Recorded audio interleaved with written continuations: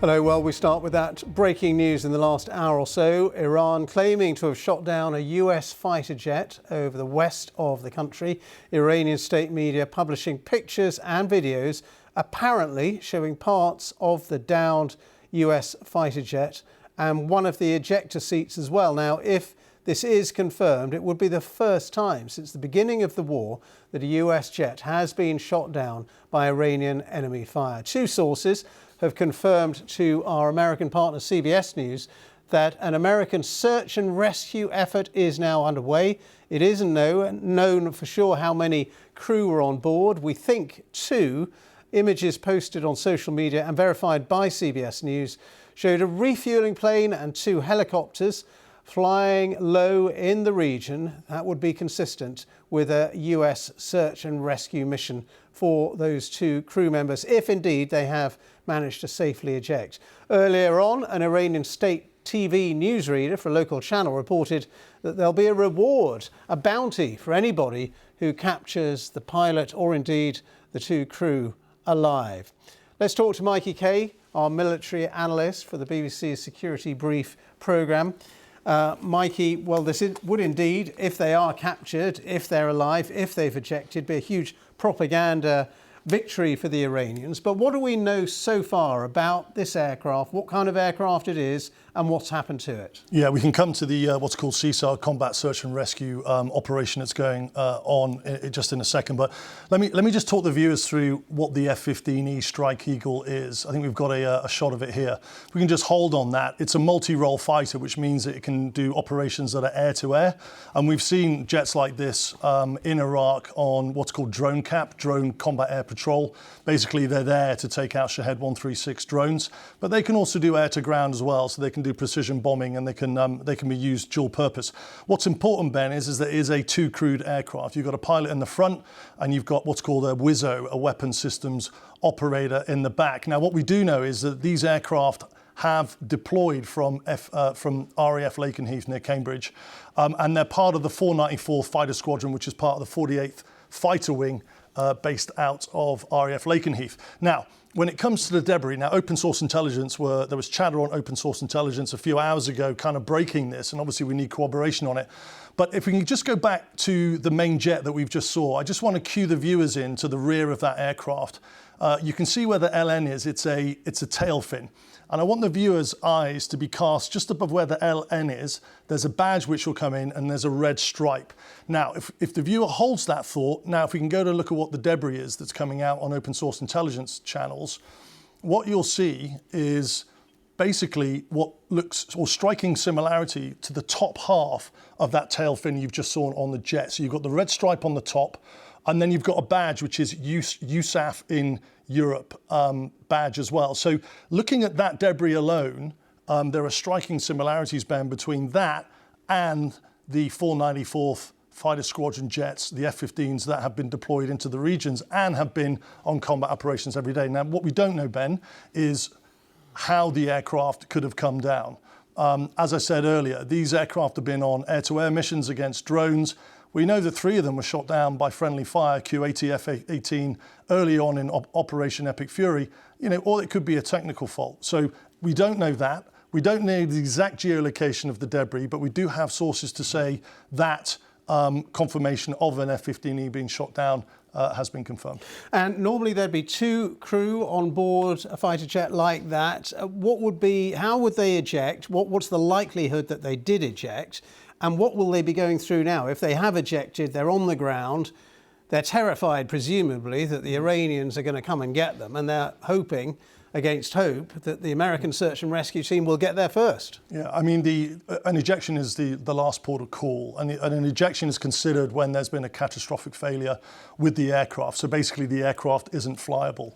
That can be an engine fire, it could be a surface-to-air missile strike, it could be a catastrophic hydraulic failure, it could be anything. Now, on ejection, it's quite a brutal process. The ejection seat of the crew are ejected outside of the cockpit up to 25 G. they'll be going into an airflow of probably over 300 knots. So they're getting hit in the face with 300 knots and they're getting punched out of an airplane at about 25 G.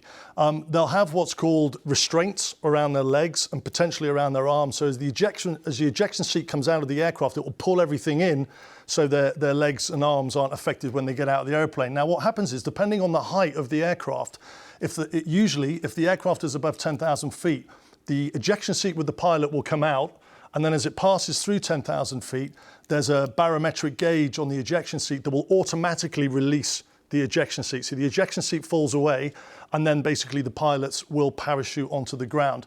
So surviving that alone is brutal. But then, as you were talking about, then they go into survival mode. And when I was on operations in Baghdad, we did a SERI course. SERI stands for Survival, Evasion, Resistance and Escape. And part of that is escape and evasion.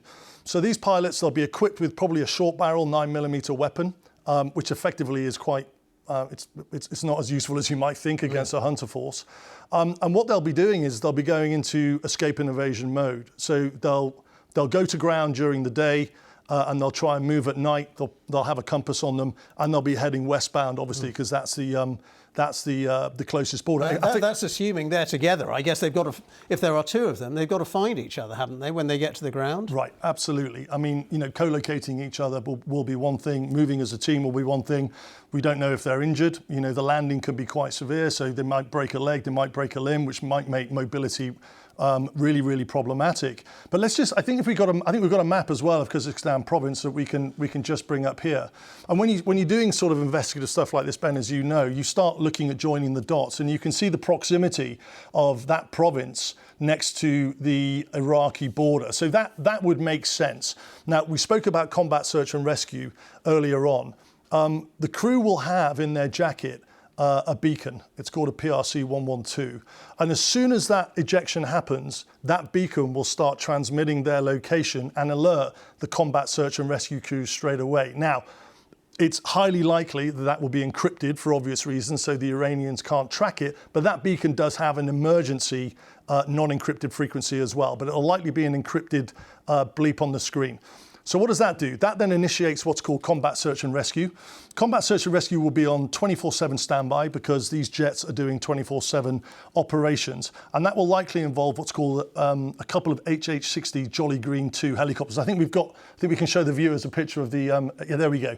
Now, this has effectively been a Black Hawk helicopter that has been kitted out for these type of operations. And I want the viewers just to note, on the very front of that helicopter, you can see a refueling probe. Now, this is absolutely critical because these aircraft will be going fairly deep into Iran, and then they'll be utilizing what's called an HHC-130 Juliet Hercules. I think we've got a picture of that as well. So those helicopters will be basically their priority mission. They'll be working in conjunction with that aircraft, which is the HC-130J. And that aircraft will be there to conduct what's called ABTT, which is airborne talk-through, so to provide communications, but also refuel, because the priority of these assets, the combat search and rescue assets, is to identify and extract those crews. It's basically a race against time now. And there'll be a hunter force, which, I mean, will be sizable because this will be a priority for the Iranians. You're talking about the Iranians now, yeah. I mean, hunting them down, these two crew. And they'll have significant capability. They'll have long-barreled weapons, so they can shoot further. The crews will have short-barreled weapons, and then they'll also have night imaging, thermal imaging capability. So the protocol is for these crews to move by night. The Iranians will be expecting that. So they'll have the thermal imaging cameras, they'll have probably helicopters over the area where the crews have been shot down. And again, it's a race for time to see if the CSAR operators can get their hands on the crews first, or whether the Iranian hunters can do that. You talked about that search and rescue mission, and CBS News again have said that they have images of a refueling plane and two helicopters flying low over that province that you were talking about. So it does look like there is some sort of American search and rescue operation underway. Yeah, again, if you start joining the dots, you've got the debris, which is commensurate with the 494 Fighter Squadron out of Lakenheath. We know they're in theatre. That's point one. Point two is you've then got open source intelligence as well sighting these assets, these combat search and rescue assets, and then the geolocation of those is over the province of Kyrgyzstan. So when you start joining all the dots together, the plausibility of this and the actual operation that's ongoing, that's reported on open source intelligence, starts to make sense.